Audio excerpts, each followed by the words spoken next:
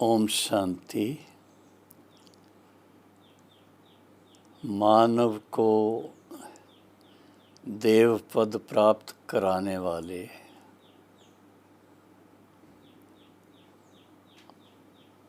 परम पिता सर्वशक्तिवान, ज्ञान के सागर, प्रेम के सागर, आनंद के सागर, दुख हरता सुख करता शिव परमात्मा की और उनके साकार माध्यम हम सब के अति प्रिय अलौकिक पिता ब्रह्मा बाबा की प्रिय संतानों, प्रिय बहनों और भाइयों, विशेष रूप से भारत के कोने कोने में बसे 8-10 हज़ार सेवा केंद्रों के और 140 देशों में भिन्न भिन्न देशों के अंदर स्थापित ईश्वरी सेवा स्थान सबके रिस्पॉन्सिबल ब्रह्मा कुमारी बहनों और ब्रह्मा कुमार भाइयों तथा सभी सेवा केंद्रों के साथ संबंधित लाखों की संख्या में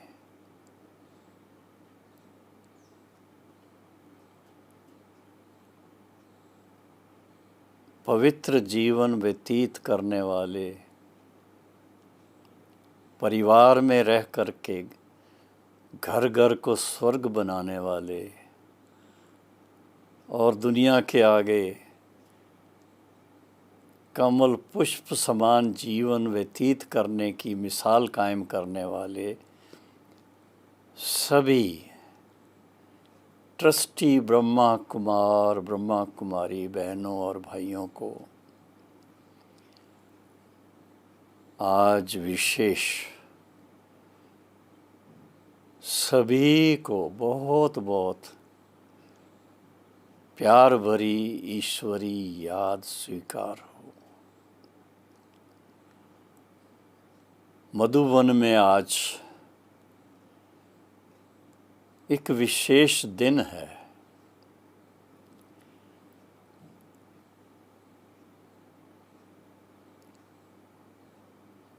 सात सितंबर, जिस दिन 4 वर्ष पहले हम सब की प्यारी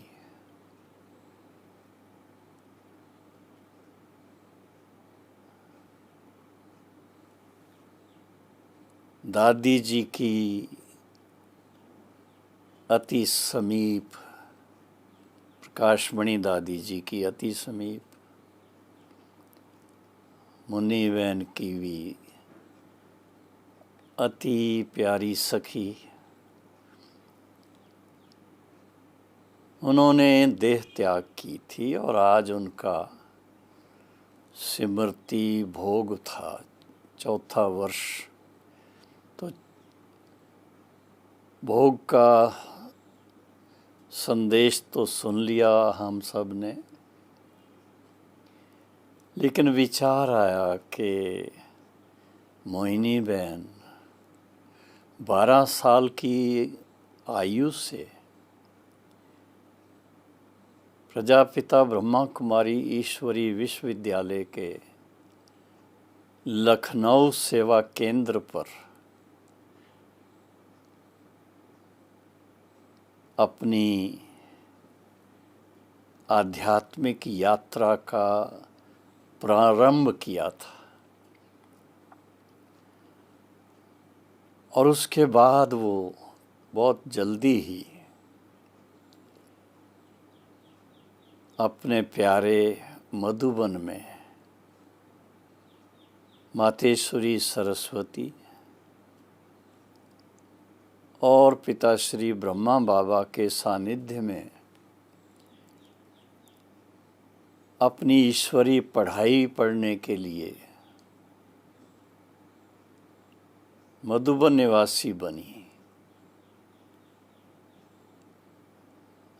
उनके लौकिक परिवार वालों ने बड़ी खुशी से उनको छुट्टी दी और वो कुछ वर्ष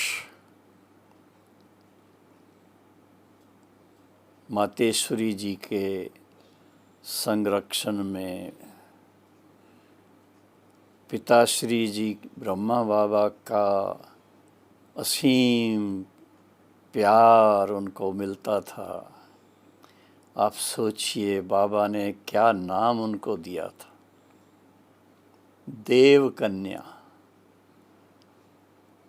छोटी बात नहीं है ये। बचपन में ही जिसको बाबा ने परख लिया था और उनको नाम दिया देव कन्या, देवी जैसी कन्या। और फिर जब वो अच्छी तरह से दीदी मनमोहिनी और फिर मातेश्वरी सरस्वती, ब्रह्मा बाबा, इन सब की पालना लेकर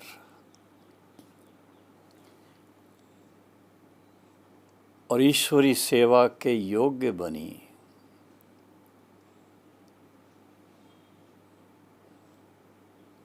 तो बाबा ने उनको नया नांगल, जहाँ नांगल डैम है, नया नांगल, वहाँ पर सेवा के लिए भेजा। उस समय हमारे आदरणीय भ्राता ब्रिजमोहन जी नांगल डैम के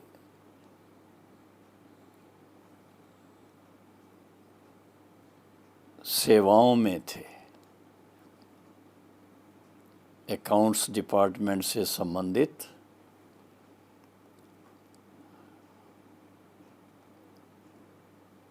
और निमित्त सेवा स्थान लेने के लिए और फिर मोहिनी बहन की सेवाओं को जन जन तक लाभ पहुंचाने के लिए ब्रिजमोहन भाई सहयोगी के रूप में नया नांगल में साथ सेवा साथी बने। और वहाँ से उन्होंने पंजाब में सेवाओं को आगे बढ़ाने का कार्य किया। मोहिनी बहन की ये ईश्वरी यात्रा, इसका प्रारंभ इस तरह से हुआ। और कई उन्होंने वहाँ नए नए सेंटर्स, सब सेंटर्स, गीता पाठशालाएं वो भी खोली। और उसमें जो भी सेवा करने वाले भाई बहनें, उनको बहुत उमंग उत्साह में रखने के लिए उनके पास जाना आना करते थे। भाषण इनका सुनने के लिए तो लोग ललायत होते थे। उनकी भाषा इतनी मीठी हिंदी भाषा। तो ये सेवाएं करते करते कई बार उनको मधुबन भी आना जाना होता रहा, दिल्ली में भी आना जाना होता रहा, अन्य स्थानों पर भी जाना आना होता रहा। और 1973 में जब दिल्ली में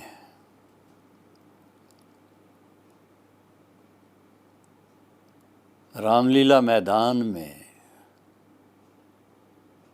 बहुत बड़े आध्यात्मिक मेले का आयोजन हुआ था, उस समय दादी प्रकाश मणि जी, दीदी मनमोहिनी जी, इन्होंने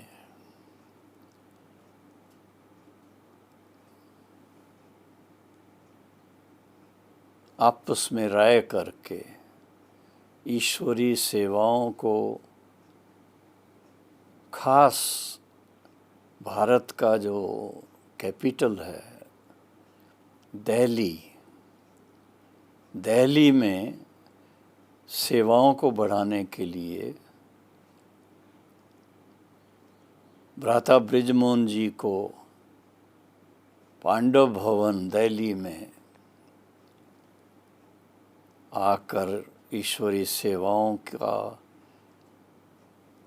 विस्तार और उसकी सार संभाल करने के लिए आमंत्रित किया, और बृजमोहन जी ने उसको स्वीकार किया। और उसी समय मोहिनी बहन को दादी प्रकाश मणि जी ने मधु बनाने के लिए आमंत्रित किया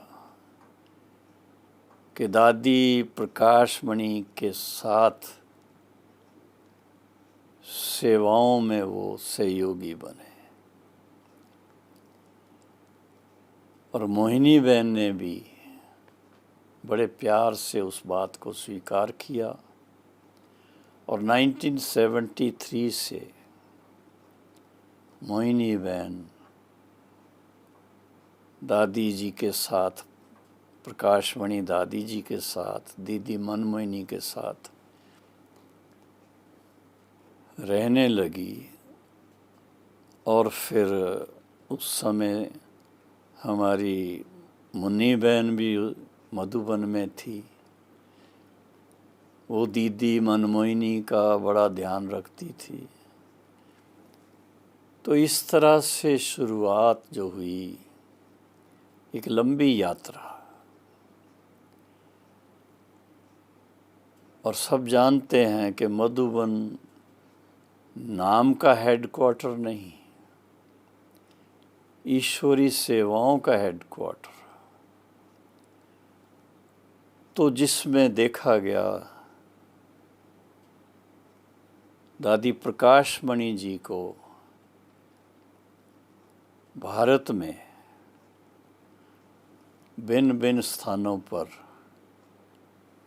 सेवाओं के लिए, नए सेवा केंद्रों के उद्घाटन के लिए, या नया कोई प्रोग्राम है उसके उद्घाटन के लिए जब भी बुलाते थे तो मोहिनी बहन जी को भी आमंत्रित करते थे।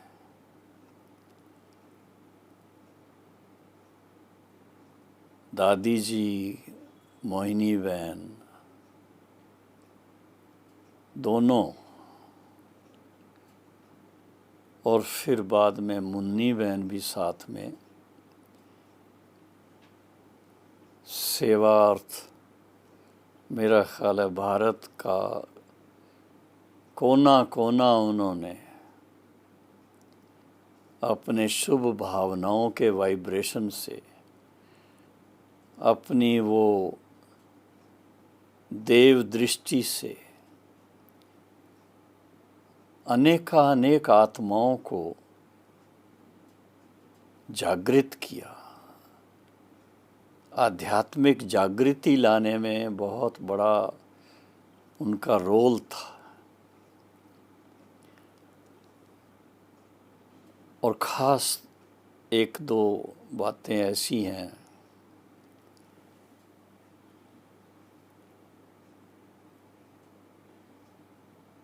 कि मोहिनी बहन को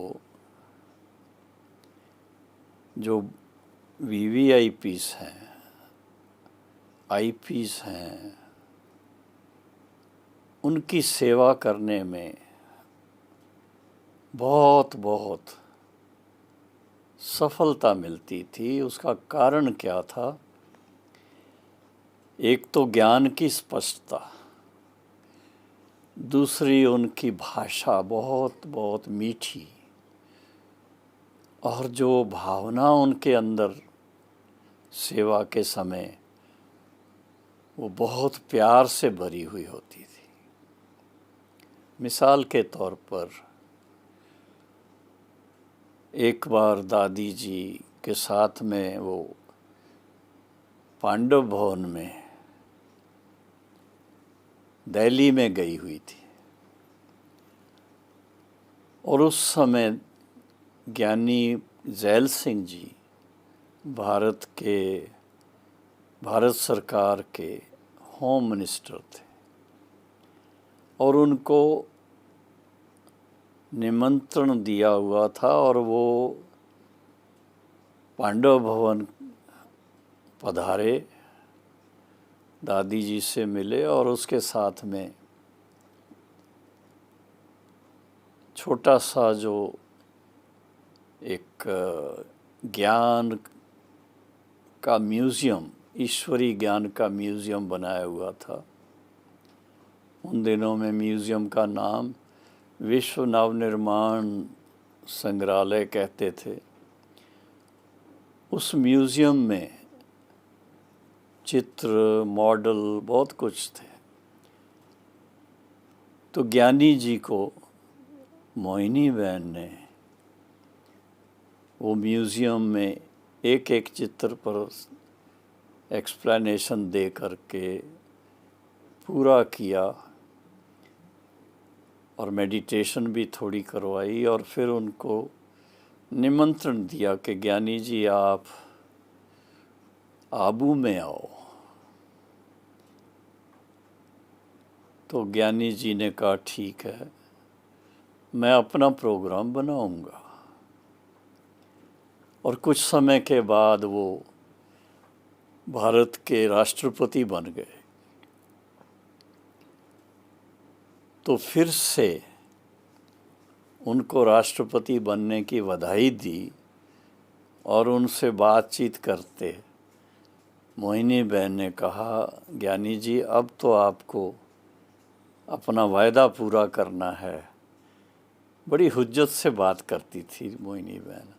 आपको वायदा पूरा करना है, आपको माउंट आबू आना है, आपको पांडव भवन पधारना है। तो ज्ञानी जी ने हंसते हंसते उनको बोला, बीबी, हाँ छोटी बहनों को बीबी पंजाबी में बोलते हैं, बीबी वो तो मैंने जब आपको वायदा किया था उस समय तो मैं होम मिनिस्टर था, मैं जो चाहता वो कर सकता था। अब राष्ट्रपति होने के नाते मुझे तो परमिशन लेनी पड़ती है कहीं भी जाना हो तो मोहिनी बहन ने कहा, आप भारत के राष्ट्रपति, आपको भी परमिशन लेनी पड़ती है? तो उन्होंने हंसी में कहा, बीबी ये रस्म रिवाज है, इसको निभाएंगे और मैं आऊँगा। और उसके फलस्वरूप 1985 में ज्ञानी जैल सिंह जी विशेष आबू में आए थे, माउंट आबू में। प्रजापिता ब्रह्मा कुमारी ईश्वरी विश्वविद्यालय के मुख्यालय पर पधारे थे और उस समय ओम शांति भवन में उनका बहुत भव्य स्वागत किया गया। बहुत सुंदर प्रोग्राम विशेष रखा हुआ था। युवा वर्ग की सारे भारत में रैली चलने वाली थी। उस रैली का उद्घाटन उन्होंने किया था, जो फिर मधुबन पांडव भवन से लेकर के दिल्ली तक और भिन्न भिन्न और स्थानों से भी ऐसी यात्राएं इकट्ठी पहुँचे सभी दिल्ली में। वो बहुत बड़ा प्रोग्राम बना था सारे भारत की सेवा के लिए। तो इस तरह से ज्ञानी जी को खास मैं कहूँगा, थोड़ा मेरा भी उसमें पार्ट था, लेकिन विशेष तो बहन जी के आग्रह पर ज्ञानी जी विशेष पधारे थे। हमारे बृजमोहन भाई भी उसमें साथ में होते थे। जैसे मैं विदेश यात्राओं से लौटा था तो ज्ञानी जी से मिला था और उस समय भी उनको निमंत्रण दिया था। तो उनको याद था, बोला मैं अपना प्रोग्राम बना के आपको बताऊंगा। और फिर उन्होंने जब प्रोग्राम बनाया तो वो हेलीकॉप्टर से विशेष उदयपुर से आबू की जो हमारी पोलो ग्राउंड है उसमें उतरे थे और फिर पांडव भवन में आए थे। ओम शांति भवन में उनका विशेष कार्यक्रम हुआ था। इसी तरह से यूँ कहें और भी कई भारत के वीआईपीस उनकी सेवा के लिए भी वो निमित्त बनी। उसमें भी खासकर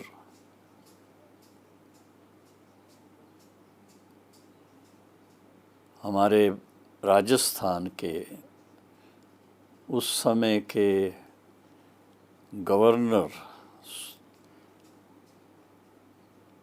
his excellency doctor Chenna Reddy, वो गवर्नर बने थे और उनकी सेवा के लिए भी मोहिनी बहन ने दादी जी के साथ उनसे मुलाकात करके और उनको आमंत्रित किया था और आमंत्रित करके उनको खास भोजन का निमंत्रण दिया था। और भोजन जैसा वो उनकी अपनी पद्धति थी उस अनुसार बहुत प्यार से भोजन बना के उनको ब्रह्मा भोजन स्वीकार कराया था। और उसके बाद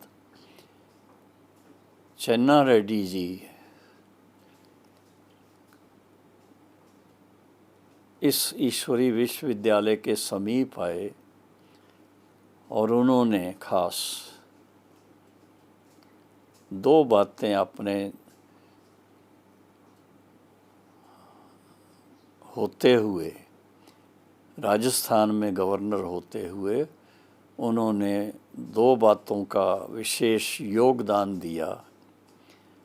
एक तो हमारा जो ज्ञान सरोवर है, ज्ञान सरोवर की ज़मीन हम लोगों ने जो ली थी, तो वहाँ academy for a better world बनाने के लिए उसके जो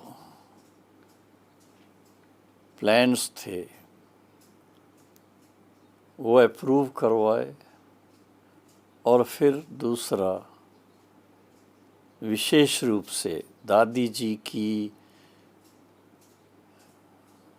सेवाओं को देखते हुए, देश विदेश के भाई बहनों की सेवाओं को देखते हुए इतने सारे सेवा केंद्रों को संभालने की सेवा को देखते हुए, इतनी सारी बहनों की संभाल करते हुए, तो उनको आया कि दादी जी को सम्मानित करना चाहिए। और उन्होंने, क्योंकि वो उस समय मोहनलाल सुखाड़िया यूनिवर्सिटी के चांसलर थे, तो उन्होंने वाइस चांसलर और कमेटी मेंबर्स जो भी थे उनके आगे अपना विचार दिया होगा, और दादी जी को विशेष डॉक्टरेट की डिग्री देने के लिए, उनको सम्मानित करने के लिए मोहनलाल सुखाड़िया यूनिवर्सिटी में प्रोग्राम रखा गया था, और उसमें दादी जी को बाकायदा जैसे सम्मानित किया गया, साइटेशन थी। इस तरह से मोहिनी बहन ने डॉक्टर चेन्ना रेड्डी की भी सेवाएं बहुत अच्छी तरह से की थी। और इसके अलावा दूसरे भी हमारे वीआईपीज़ जैसे श्री राजीव गांधी जी, अटल बिहारी वाजपेयी जी, श्री LK आडवाणी जी, ऐसे और भी कई गणमान्य भाई बहनें मैं कहूँगा, जैसे हमारी गवर्नर थी यहाँ, बाद में प्रेसिडेंट बनी भारत की, मिसेस प्रतिभा पाटिल, उनकी भी सेवा इन्होंने बहुत अच्छी की दादी जी के साथ। और उसके बाद जब वो गवर्नर थी तो अपने यहाँ प्रजापिता ब्रह्मा कुमारी ईश्वरी विश्वविद्यालय में उनका 2-3 बार आना जाना हुआ था, और फिर प्रेसिडेंट बन गई, तो वहाँ भी उनसे मिलने के लिए दादी जी और मोहिनी बहन, मुन्नी बहन सब मिले थे। ये तो हुई वीआईपीज़ की सर्विस। और इसके अलावा दादी जी के साथ मोहिनी बहन का जैसे भारत में भिन्न भिन्न स्थानों की यात्रा करने का एक प्रोग्राम बनता था, इसी तरह से विदेश की यात्राओं में भी मोहिनी बहन दादी जी के साथ विदेश यात्राओं में जाती रहीं। मुन्नी बहन भी किसी लास्ट में तो साथ में जाती थी, पर पहले शायद गई किसी यात्रा में, लेकिन मोहिनी बहन दादी जी के साथ होती थी और बड़ी इंटरेस्टिंग कई कहानियाँ सुनाती थी। और इसमें विशेष मोहिनी बहन का एक ऐसा पार्ट जिसको कहें संदेश पुत्री कहते थे या तो ट्रांस मैसेंजर कहते थे, जो मेडिटेशन के टाइम पर ध्यान में जा कर के सूक्ष्म वतन का सैर करती, ब्रह्मा बाबा के सामने शिव बाबा के साथ बात करती और संदेश लेके जाती थी। उसको हम संदेश पुत्री कहते। संदेश लेके जाती थी और फिर आकर के बहुत अच्छे संदेश सुनाती थी।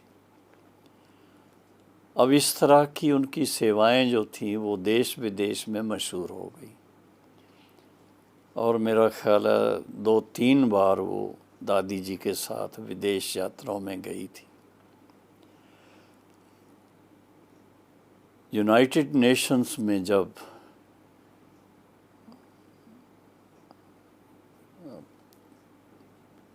पीस ऑफ माइंड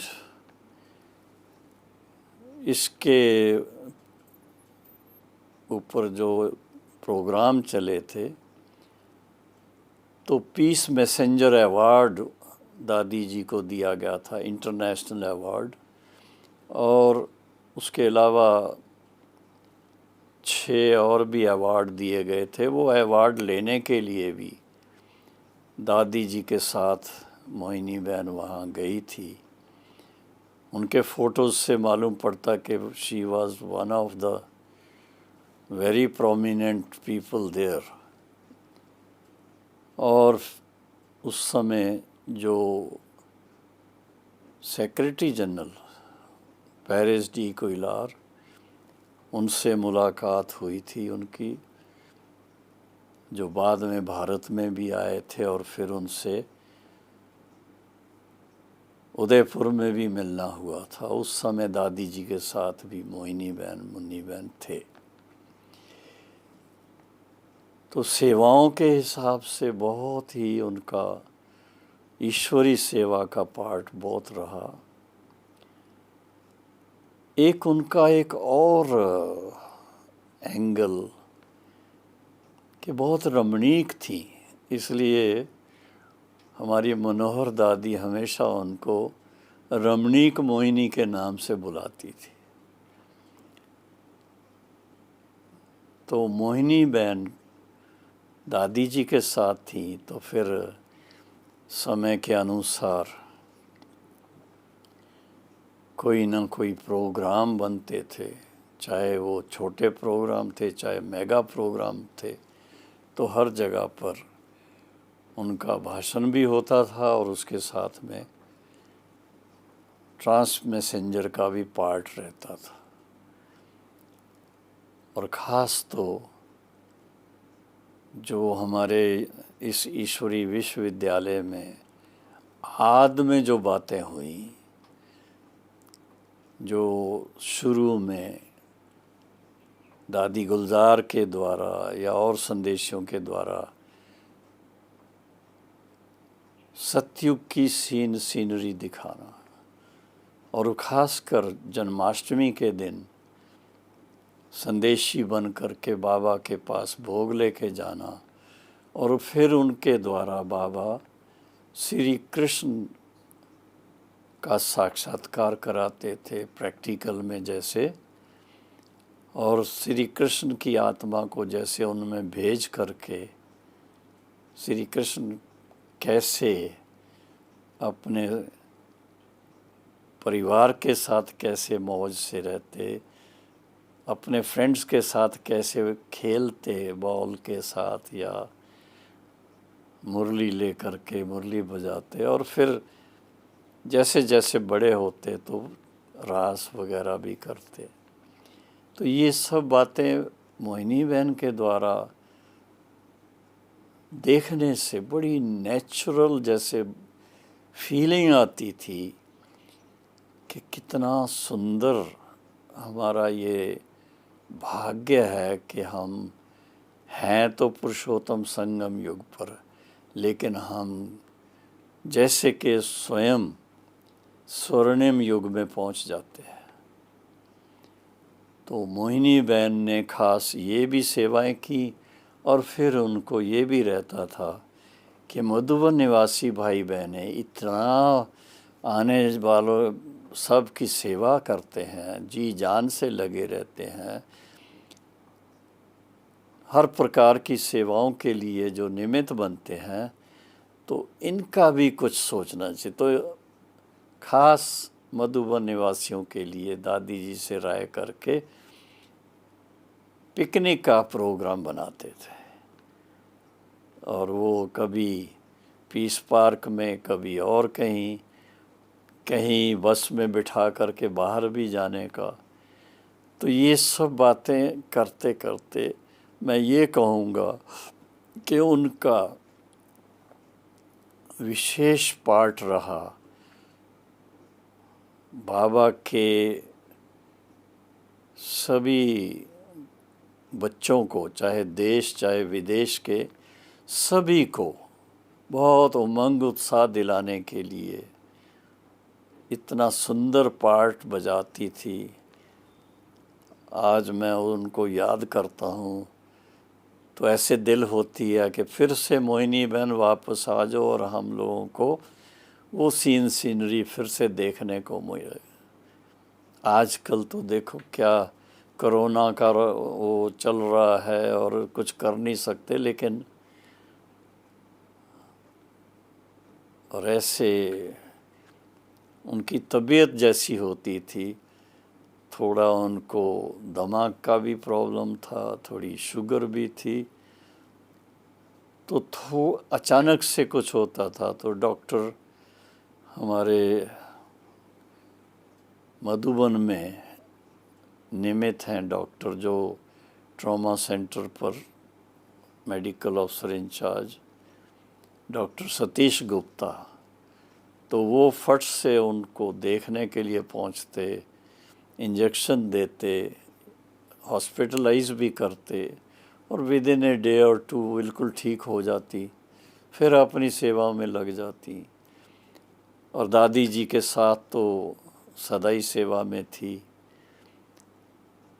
लेकिन प्रकाशमणि दादी जी के बाद फिर मोहिनी बहन और मुन्नी बहन दोनों के ऊपर जिम्मेदारी आई।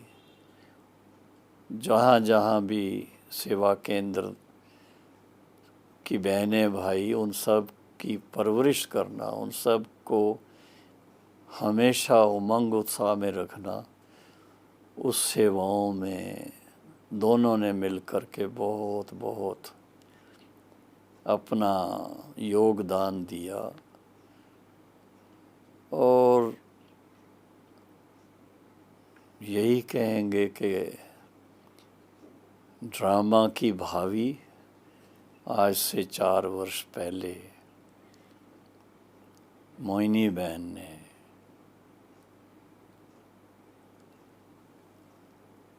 जाइडस हॉस्पिटल जो है अहमदाबाद में, वहाँ पर अपना पार्थिव शरीर छोड़ा। उस समय मैं अहमदाबाद में था और उनके शरीर छोड़ने के 15 मिनट पहले मैं उनके पास आईसीयू में गया और उनके मस्तक पर हाथ फिराया और उनके हाथ में हाथ दे कर के बहुत प्यार से, जैसे मोहिनी बहन को कान में कहा, मोहिनी बहन शायद आपका कोई इंतज़ार कर रहे हैं, कोई बहुत अच्छे परिवार में आपका इंतज़ार कर रहे हैं, खुशी खुशी से आप इस अपने पुरानी क्या कहें पुरानी देह का त्याग करने के लिए आपका मन हो रहा है।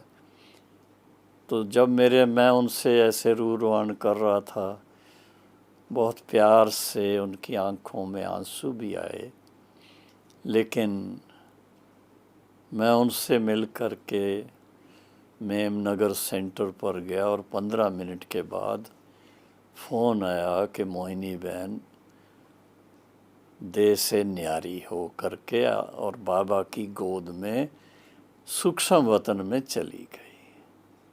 तो इस तरह की ये मोहिनी बहन की बातें अगर मैं सुनाऊं, मेरे को बहुत एक मन में ऐसा आता है कि मैं सुनाता ही रहूं।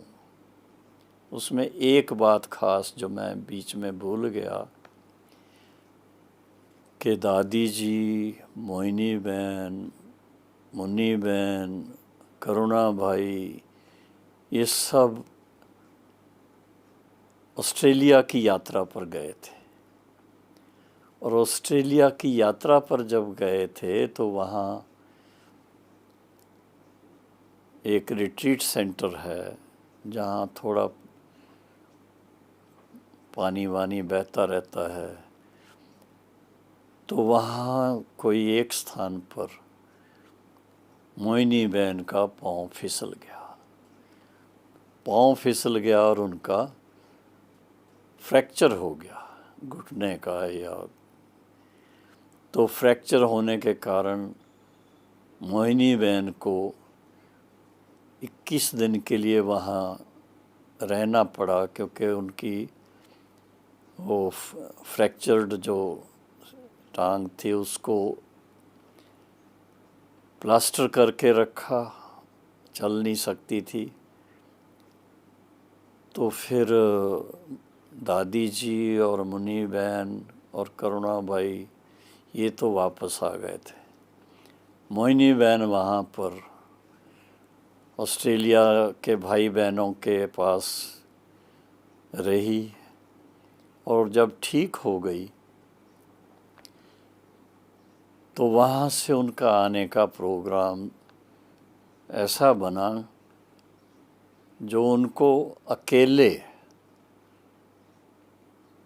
सीधा बॉम्बे आना पड़ा। लेकिन ऑस्ट्रेलिया से ही उसने फ़ोन किया, निर्वैर भाई आपको मुझे रिसीव करने बॉम्बे आना है। इतना प्यार से कहा, इतना हुज्जत से कहा, तो मैं कैसे ना करूं? क्या कोई बहाना भी नहीं बना सकता था। तो मैंने कहा मोहिनी बहन आप आराम से आओ, हम आपको ज़रूर रिसीव करेंगे। और मैं खास बॉम्बे गया योगिनी बहन के साथ। हम एयरपोर्ट पर गए और मोहिनी बहन जब बाहर आई तो उनको बहुत खुशी हुई कि मुझे रिसीव करने के लिए निर्वैर भाई भी आए हैं, योगिनी बहन भी आई है, और साथ में और भी कुछ भाई बहन थे। तो इस तरह से एक ईश्वरी परिवार क्या होता है, ईश्वरी परिवार का स्नेह क्या होता है, ईश्वरी परिवार की मर्यादाएं क्या होती हैं, ये प्रैक्टिकल जीवन में सीखने को ऐसे ऐसे बातों से मिलता था और मिल रहा है। तो आज उनकी ये पुण्यतिथि पर हम यही कहेंगे, बहन आप जहाँ भी हों, हम समझते हैं बाबा कहता है आप हमेशा सुखी भी रहेंगे और अपने लौकिक परिवार वालों को भी बहुत खुश रखेंगे और उनको भी ज्ञानवान बना देंगे। ओम शांति।